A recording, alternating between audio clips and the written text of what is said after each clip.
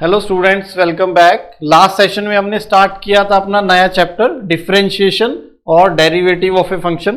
तो वहां पर हमने देखा था definition of the derivative of a function. Algebraically हमने डेरिवेटिव को समझने की कोशिश की थी और हम बात कर रहे थे कि हम इसको फिजिकल और ज्योमेट्रिकली भी समझेंगे, that what is the physical and geometrical significance of A derivative of a function. तो जो लास्ट सेशन में हमने किया था, एक बार वो डेफिनेशन रिवाइज करते हैं। That f dash x it represents the derivative of a function, और ये है क्या? It is a limit h is approaching to 0, derivative of some function f of x plus h minus fx upon h, या फिर ये further इसके बराबर भी है कि limit h approaching to 0 f of x minus h minus of fx divide by minus H. तो ये था डेरिवेटिव ऑफ ए फंक्शन।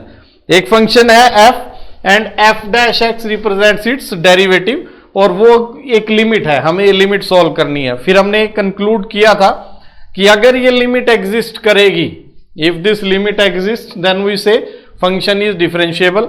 अगर ये लिमिट एग्जिस्ट नहीं करती then we say function is not differentiable. अगर किसी पर्टिकुलर पॉइंट पर हमें फंक्शन का डेरिवेटिव निकालना है, let a be any point in the domain of function, और हम पॉइंट a पर फंक्शन का डेरिवेटिव निकालना चाहते हैं, तो उसको किससे रिप्रेजेंट करते हैं? f dash a। वो क्या हो गया था, उसकी डेफिनेशन हमने ये देखी थी। तो सिंपली हमें क्या करना है, x की जगह सिर्फ a सब्स्टिट्यूट करना है, which is equal to LHD। तो ये RHD है और ये भी RHD है, ये LHD आ जाएगा हमारे पास f of a minus H minus F A upon minus H, ये बन गया था। सो ये है हमारी algebraic definition. f dash a को हमने नोटेशन भी देखी थी कि f dash x is same as dy by dx। हम f डैश x लिखें डेरिवेटिव ऑफ फंक्शन या फिर dy बाई dx लिखें तो एक ही बात है, रिप्रेजेंटेशन है। दो डिफरेंट नोटेशंस हैं रिप्रेजेंट करने के लिए, डेरिवेटिव को रिप्रेजेंट करने के लिए। अगर हम लिखते हैं f डैश a, तो इसको दूसरी नोटेशन में हम कैसे दिखाएं? इसको हम दिखाते हैं dy by dx at x is equal to a, तो ऐसे दिखा देते हैं। या फिर कुछ लोग इसको वर्टिकल लाइन डाल देते हैं, सिंपली एक dy by dx at x is equal to a। कुछ लोग ऐसे भी रिप्रेजेंट कर देते हैं, तो आप ब्रैकेट लगाओ या ऐसे रिप्रेजेंट करो, जो आपकी इच्छा हो वैसे कर सकते हो। सो ये है derivative of a function at some point a, derivative of function at x equal to a। अब से कोई फंक्शन है आपके पास, कल हमने एग्जांपल भी देखा था fx is equal to x square, last session में हमने एग्जांपल देखा था। इसका डेरिवेटिव निकाला था हमने एट x इक्वल टू 1। तो दो अप्रोचेज हैं, या तो मैं इसको हमने क्या कहा था, डेरिवेटिव यूजिंग फर्स्ट प्रिंसिपल, या तो आप फर्स्ट प्रिंसिपल की हेल्प से इसका डेरिवेटिव निकाल लो, या फिर आप f डैश x निकालो। f डैश x क्या आ जाएगा, कल हमने रूल भी पढ़े थे, f डैश x आ जाएगा 2x, x स्क्वायर का डेरिवेटिव क्या आ जाएगा 2x। हमें क्या चाहिए, हमें चाहिए f डैश 1। तो सिंपली अब यहां पर x की वैल्यू क्या पुट कर दें 1, तो 2 इंटू 1 आंसर इज 2। तो जनरल डेरिवेटिव निकालने का बेनिफिट यही है कि आपको हर पॉइंट पर डेफिनेशन नहीं लगानी पड़ेगी। जो बेसिक डेफिनेशन है, प्रिंसिपल क्या बोलते हैं हम इसको, डिफरेंशिएशन यूजिंग फर्स्ट प्रिंसिपल, वो हमें हर पॉइंट के लिए यूज नहीं करना है। हमने एक जनरल पॉइंट के लिए डेरिवेटिव निकाला यूजिंग फर्स्ट प्रिंसिपल, अब उसमें x की जगह हम वैल्यू पुट करते जाएंगे, 1 2 3 जो भी आप पुट करना चाहें। से हम इस फंक्शन के लिए f डैश 2 निकालना चाहें, derivative at x equal to 2, तो वो क्या हो जाएगा, यहां पर हम x को 2 रख देते हैं, 2 इंटू 2 दैट इज 4 बन जाएगा। हमने साइन x का भी देखा था, अगर फंक्शन हमारे पास साइन x है और हम इसका डेरिवेटिव निकालते हैं, f डैश मुझे चाहिए से पाई बाय 2, तो कल हमने ये वैल्यू देखी थी लास्ट सेशन में, आंसर आया था 0। फिर हम डेरिवेटिव जानते हैं, साइन x का डेरिवेटिव क्या होता है, cos x। अब हमें क्या करना है, f डैश पाई बाय 2 निकालना है, तो ये वैल्यू क्या आ जाएगी, cos pi by 2 that is 0। तो आप जनरल डेरिवेटिव निकालो फंक्शन का, फिर जिस पॉइंट पे आपको डेरिवेटिव चाहिए वो वैल्यू सब्स्टिट्यूट कर दो। तो हमने ये डिफाइन किया था कि f dash x is now a function, input वही है जो फंक्शन की डोमेन है, और आउटपुट क्या है, डेरिवेटिव है डिफरेंट पॉइंट। तो यहां पर एफ डैश एक्स निकालने का हमें यह बेनिफिट हो जाएगा कि हर पॉइंट के लिए अब हमको फर्स्ट प्रिंसिपल का यूज नहीं करना पड़ेगा। तो आपके पास दो टाइप के क्वेश्चन आएंगे इसमें। एक क्वेश्चन स्पेशली डिमांड करेगा find the derivative using first principle, तो तब तो हमें फर्स्ट प्रिंसिपल ही लगाना है। अगर क्वेश्चन ये नहीं कहता that find the derivative using first principle, तो जो हमने अलजेब्रा ऑफ डेरिवेटिव्स पढ़ा था, आप उसकी हेल्प से आपको फॉर्मूले याद हैं, जैसे x पावर n का डेरिवेटिव क्या होता है, n into x power n minus 1। तो आप फॉर्मूले की हेल्प से डायरेक्टली वैल्यू पुट कर सकते हैं। तो आज हमें देखना है significance, physical significance of derivative and geometrical significance of derivative. ये दो टॉपिक हमें डिस्कस करने हैं। तो डेरिवेटिव पे फर्दर अब हम थोड़ा और इलेबोरेट करते हैं कि डेरिवेटिव का मतलब क्या है। एफ डैश एक्स का मतलब है differentiating with respect to X. F is a function of X, तो हम कहते हैं F dash X means we are differentiating F. तो इसका मतलब है differentiate F with respect to x.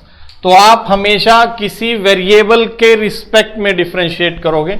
हम इस फंक्शन को x के रिस्पेक्ट में डिफरेंशिएट कर रहे हैं। आगे जब आप 12th में जाओगे तब हम देखेंगे कि हम एक फंक्शन को दूसरे फंक्शन के रिस्पेक्ट में डिफरेंशिएट कर सकते हैं। तो differentiation is always with respect to some variable. जब तक ये नहीं बताओगे तब तक आप डिफरेंशिएशन नहीं कर सकते। से आपको फंक्शन दे दे एफ एक्स, ये कोई फंक्शन है एक्स स्क्वेयर प्लस 2x, और आपको कहें कि differentiate this function with respect to T. अब फंक्शन तो हमारा x का है, t पर कोई डिपेंडेंसी है ही नहीं इसकी। तो ये क्योंकि t पर डिपेंडेंसी नहीं है, x is not dependent on t, हम ऐसा मान लेते हैं that x is not dependent on t। तो फंक्शन का डेरिवेटिव सिंपली क्या आ जाएगा, f डैश, हमें डिफरेंशिएट किसके रिस्पेक्ट में करना है, t के। तो df बाय dt ये सिंपली क्या आ जाएगा, 0। कांस्टेंट फंक्शन का डेरिवेटिव हमेशा क्या रहेगा, 0। कैसे, क्योंकि कांस्टेंट फंक्शन में f of x plus h क्या होगा, fx ही आ जाएगा। तो fx minus fx 0, 0 by h it is 0। Constant function का डेरिवेटिव हमेशा हमारा 0 रहेगा। ये फंक्शन हमारा t के रिस्पेक्ट में, अगर हम कहते हैं differentiate with respect to t, t कोई और वेरिएबल है, कोई और फंक्शन है, हम f हमारा फंक्शन है x पर बेस्ड है, it is dependent on x, and we want to differentiate it with respect to t, and t is independent of x। t is independent of x, t और x में कोई relation नहीं है आपस में। तब हम कहें कि because f is constant, f अगर मैं t की वैल्यू चेंज करता जाऊं तो कोई फर्क ही नहीं पड़ेगा फंक्शन को। तो फंक्शन हमारा क्या है, कांस्टेंट है। Function is constant with respect to t। तो जब हम यहां पर df बाई dt निकालेंगे इट विल बिकम 0। अगर हम x के रिस्पेक्ट में देखें फंक्शन को, हम ऐसा कह देते हैं से fx, यहां से आपको थोड़ी फील आ जाएगी कांस्टेंट फंक्शन की। Now this relation is independent of x। आप x की कोई भी वैल्यू रखते रहो, ये क्या रहेगा हमेशा, ये तो 2 ही रहेगा। तो जब आप इसको डिफरेंशिएट करोगे यूजिंग फर्स्ट प्रिंसिपल तो आपको क्या मिलेगा, f of x plus h की वैल्यू भी 2 ही आ जाएगी।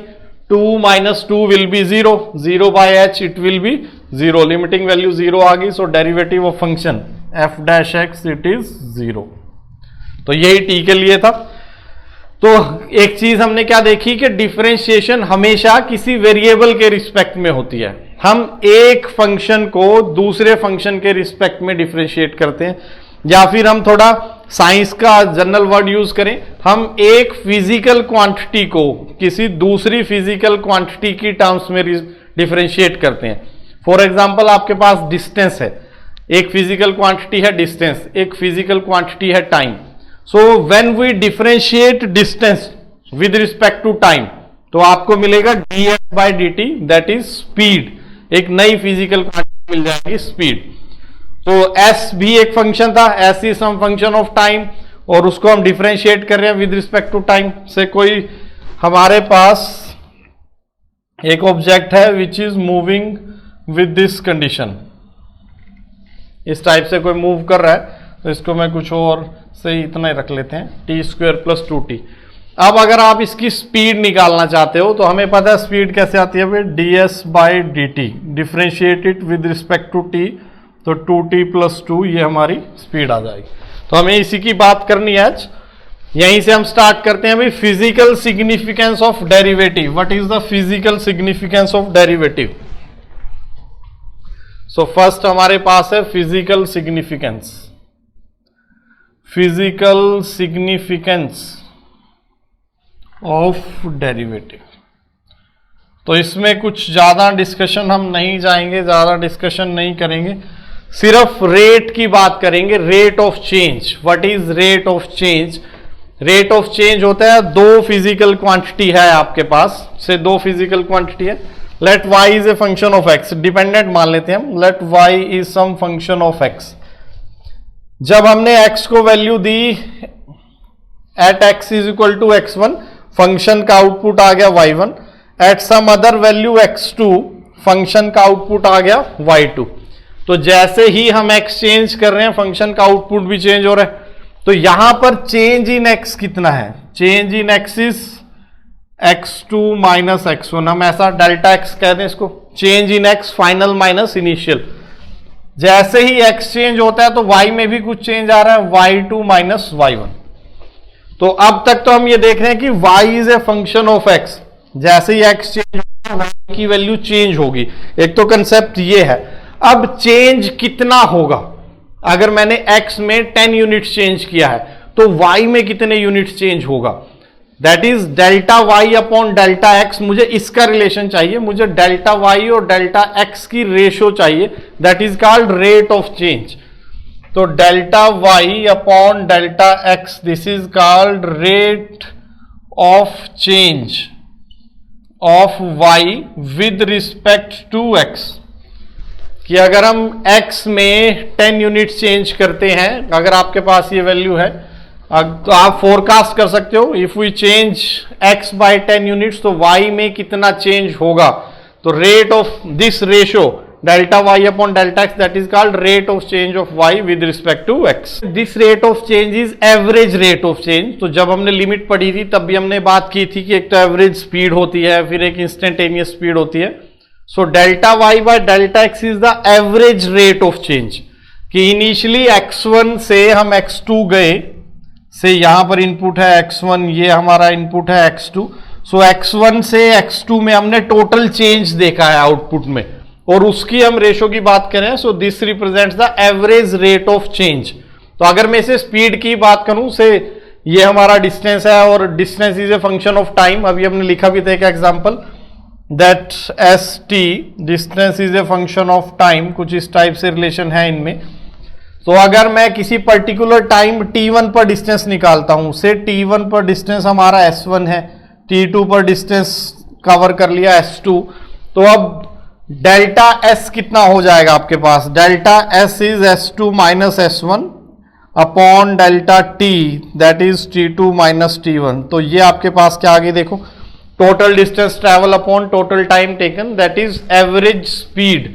सो delta s upon delta t, it represents the average rate of change of distance with respect to time.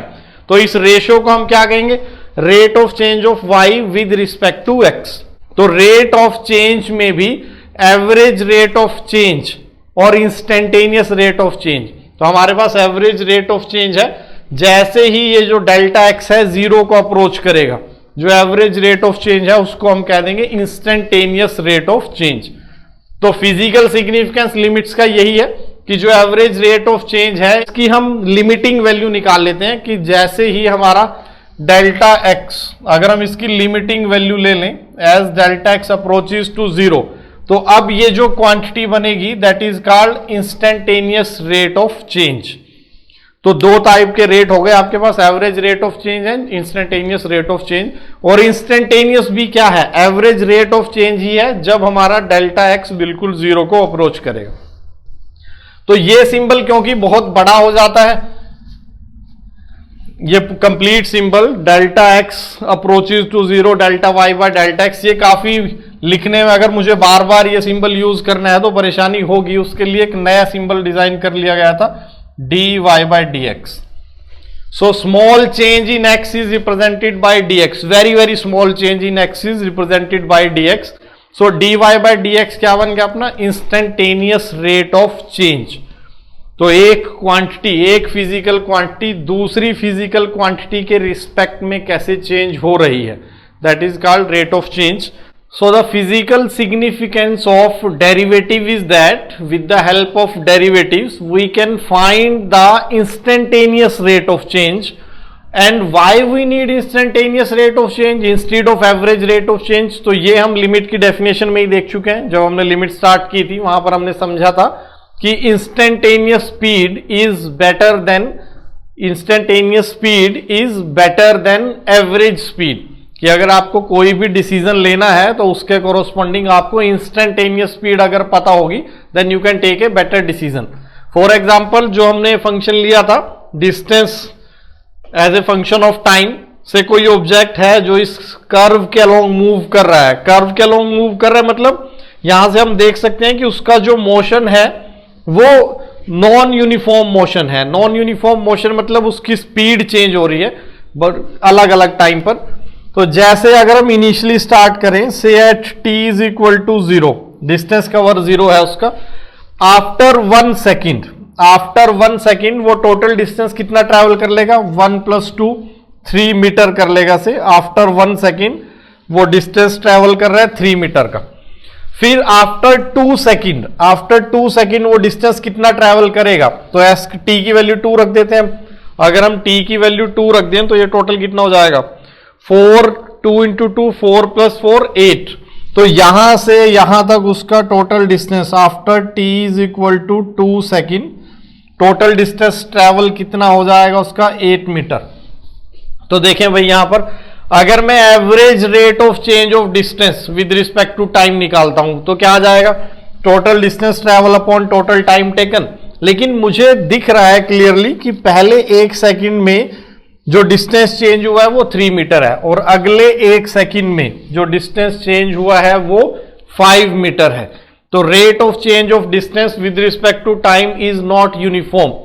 अब इस पोजीशन पर जाकर से उसका टारगेट यहां पहुंचना है, उसे अपने घर पहुंचना है, H पर पहुंचना है. इस पोजीशन पर जाकर आफ्टर 2 सेकेंड या आफ्टर 2 आवर्स में अगर इसको आवर्स कह दूं कि कोई पर्सन है वो अपने ऑफिस से स्टार्ट हुआ और उसे अपने घर पहुंचना है, तो आफ्टर 2 आवर्स उसका टोटल डिस्टेंस से हमारे पास ये टोटल डिस्टेंस उसका 15 किलोमीटर है. टोटल डिस्टेंस उसके ऑफिस और होम में डिस्टेंस है 15 किलोमीटर है.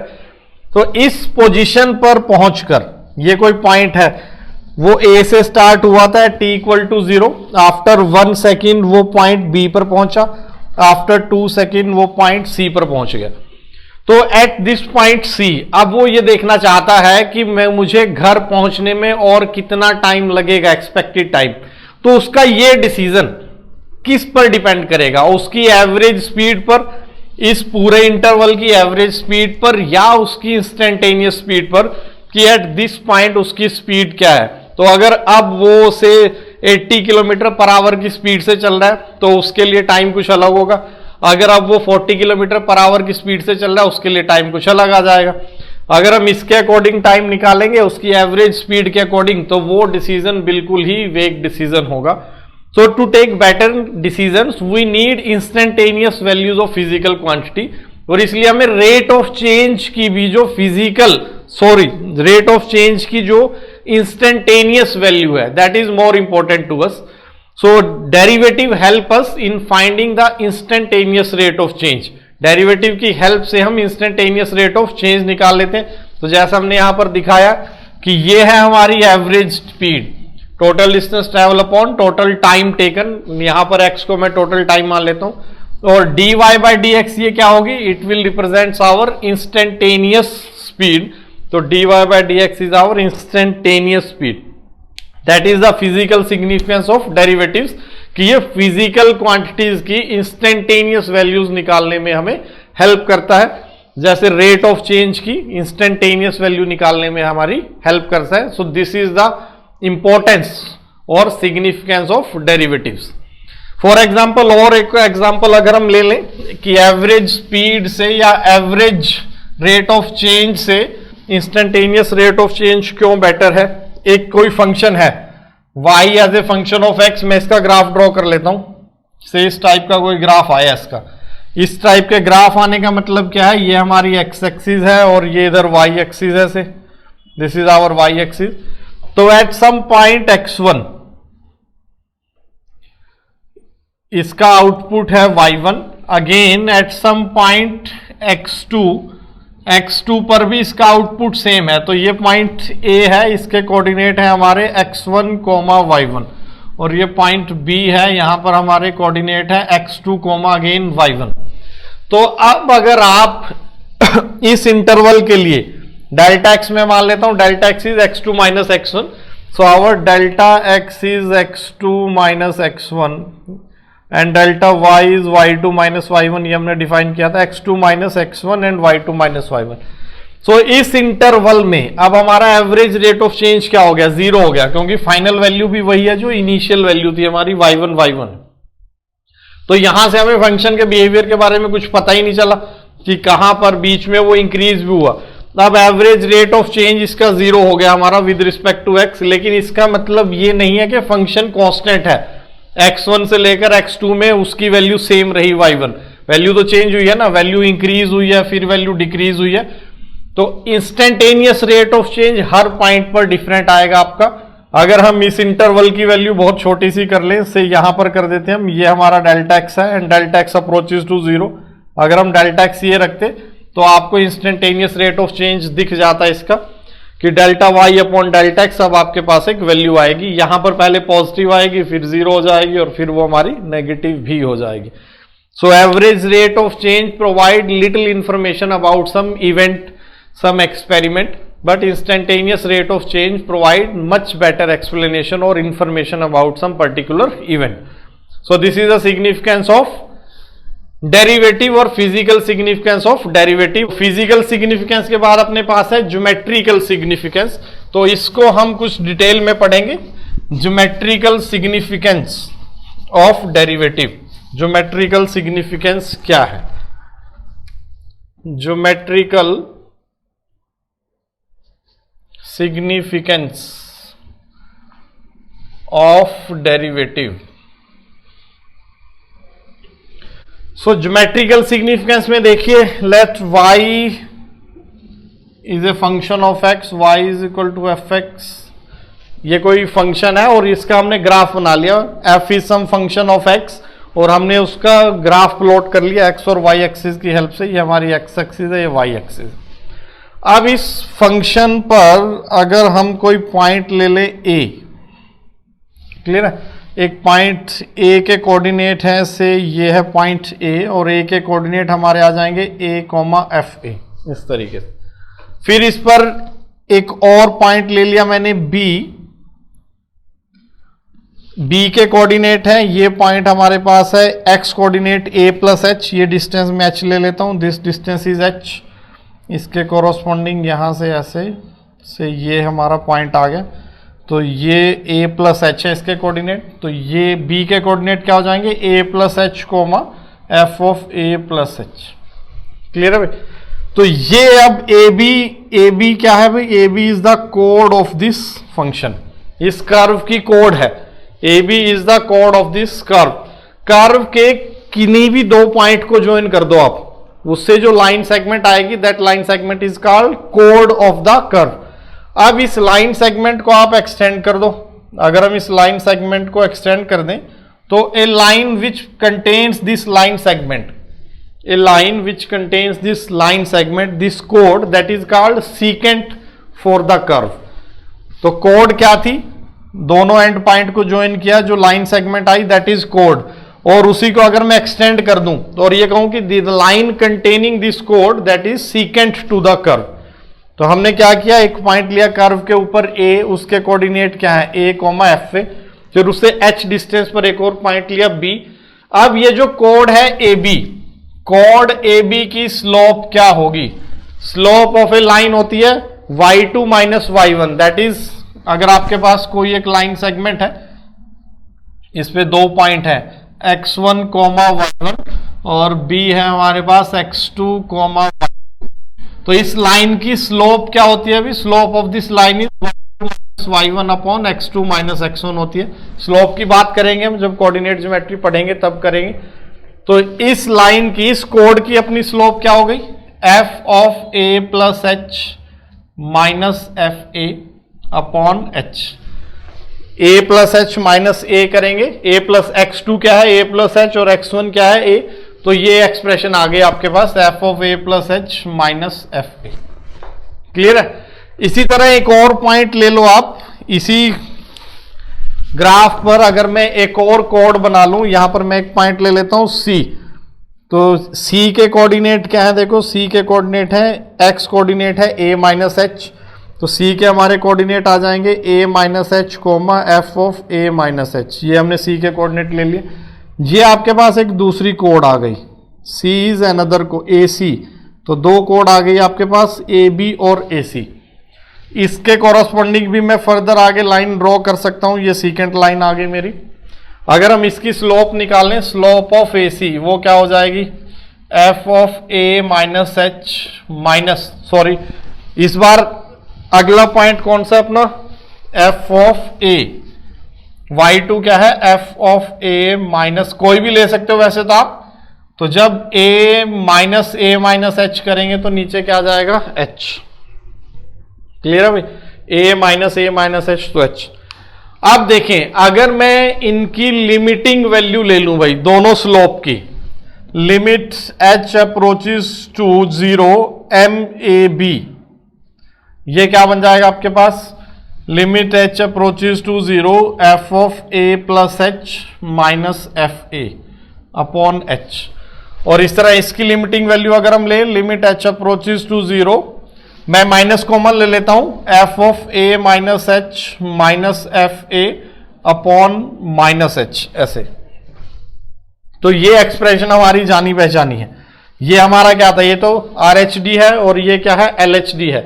हमारे अकॉर्डिंग क्या था, ये हमने लिमिटिंग वैल्यू ली थी, this is the limiting value of slope of code AB।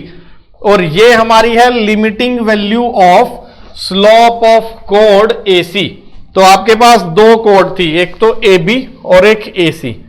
अब जैसे ही ये H 0 को अप्रोच करेगा, जैसे ही H 0 को अप्रोच करेगा, ये पॉइंट इधर स्लाइड होना शुरू हो जाएगा, ये पॉइंट इधर स्लाइड होना शुरू हो जाएगा और कोड की पोजीशन चेंज हो जाएगी। ये जो पॉइंट C है ये मूव करके A के क्लोज जाएगा।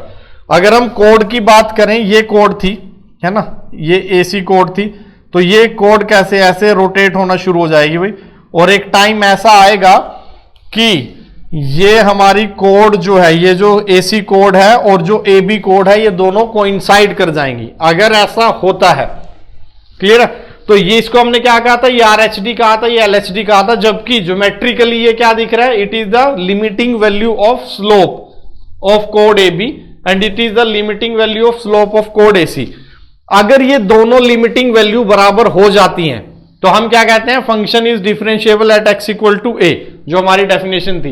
ये देखो, ये सेम, ये हमारा RHD लिखा हुआ है, LHD लिखा हुआ है। अगर दोनों इक्वल हैं तो फंक्शन इज डिफरेंशिएबल।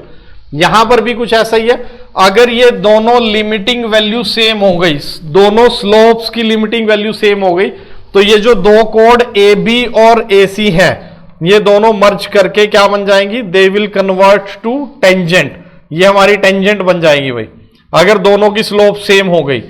एक पॉइंट से एक लाइन ये पास हुई और एक लाइन ये पास हुई। अगर आप एक लाइन की स्लोप को चेंज करना शुरू करो तो एक पोजीशन ऐसी आ जाएगी ना कि दोनों लाइंस मर्ज हो जाएंगी।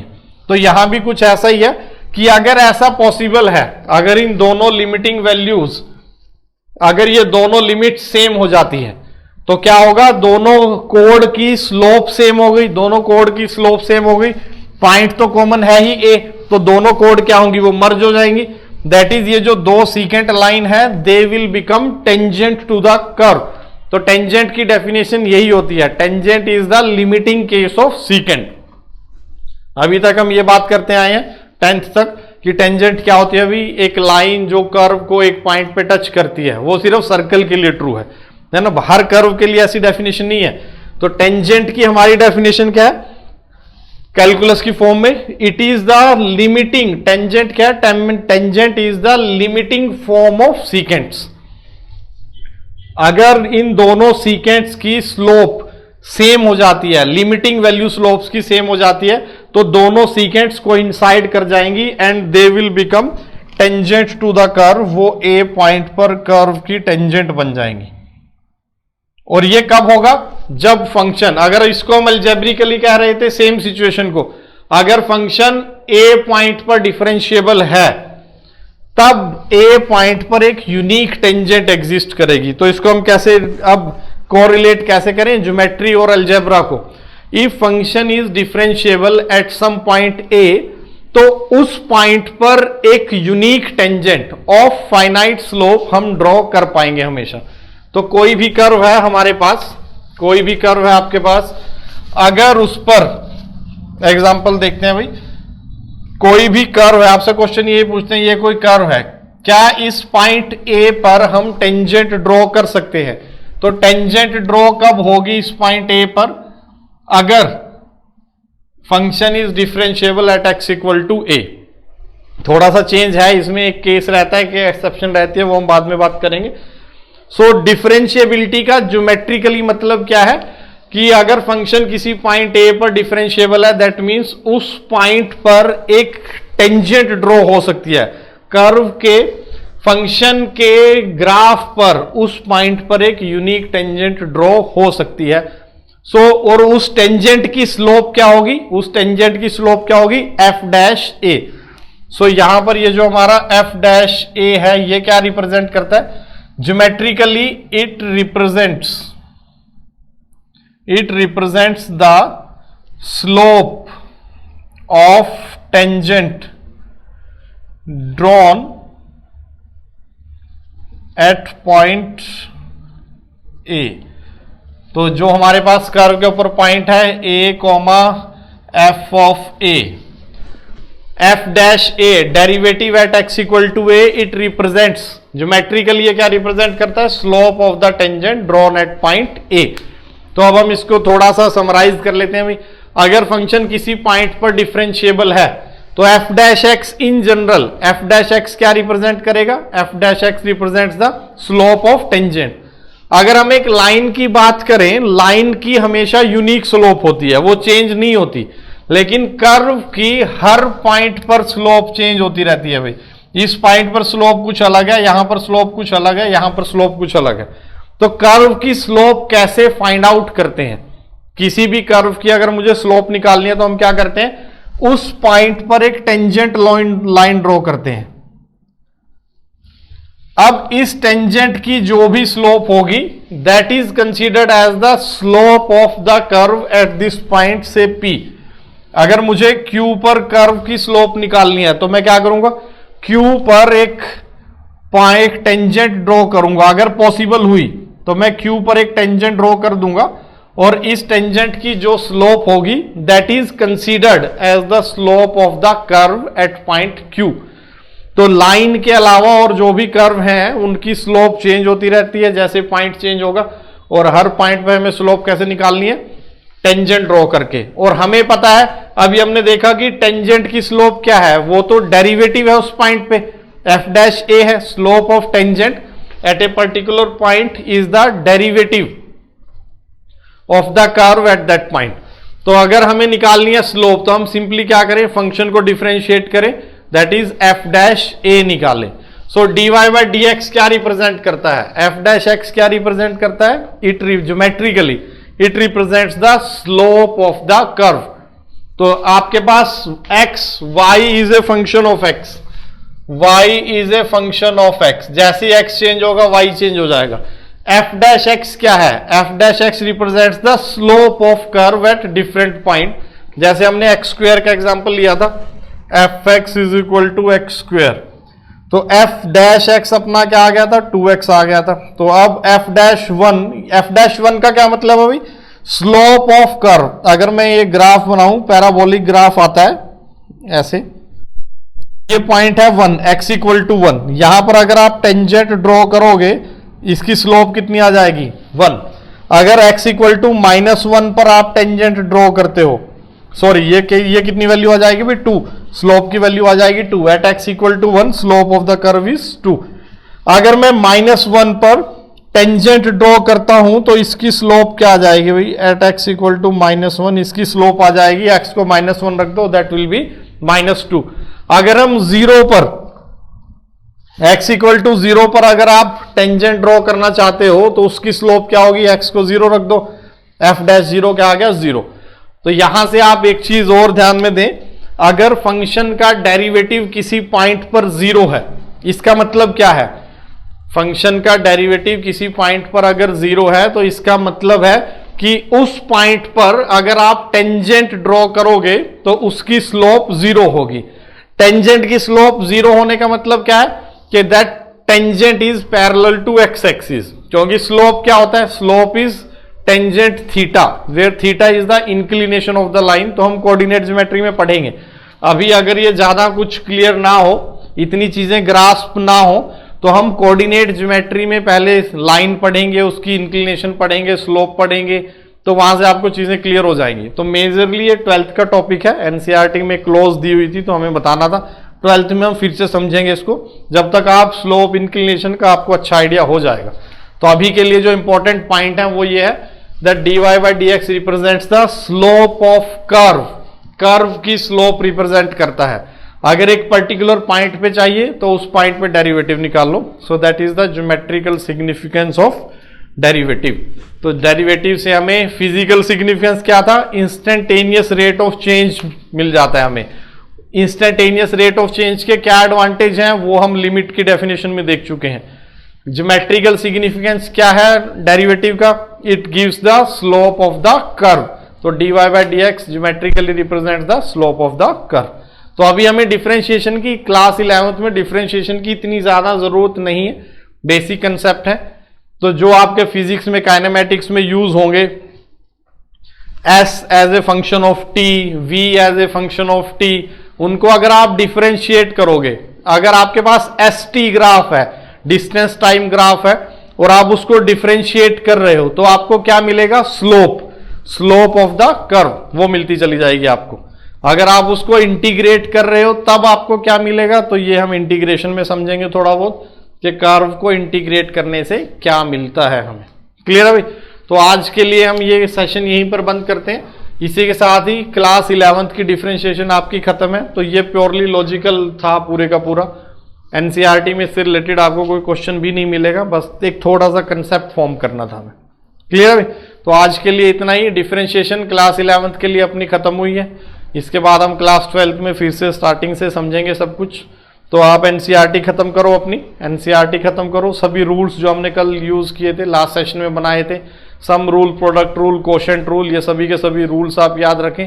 कंपोजिट फंक्शंस की डिफरेंशिएशन वैसे फिजिक्स में बता दी गई थी तो वो उससे काम चल जाएगा, उससे ज्यादा अभी हमें नहीं पढ़ना है, हम अपने अगले टॉपिक पे मूव करेंगे।